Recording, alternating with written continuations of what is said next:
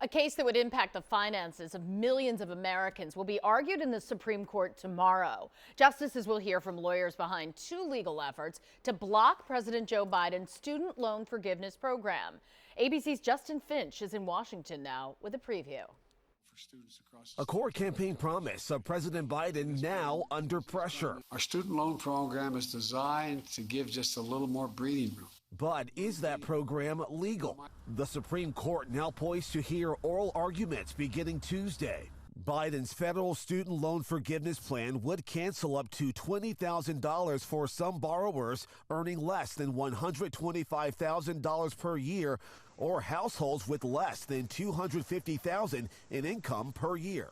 Across the country, the financial futures of 43 million borrowers now hang in the balance. ABC's Devin Dwyer asking one borrower, why is it that you think that the government should pick up that tab? I think that everyone has a right to say how their taxes are being spent. I feel like taxes are for the greater good, and this is for the greater good. The High Court taking up two separate lawsuits filed by two borrowers and a group of 6 Republican-led states, arguing the president's plan is an illegal abuse of power and is unfair to some borrowers. People knew what they were doing when they signed it, and they should pay it off. But the administration argues the president has the authority to carry out his campaign promise, using executive authority under the pandemic emergency. The latest Quinnipiac poll shows a majority of Americans back Biden's loan forgiveness plan.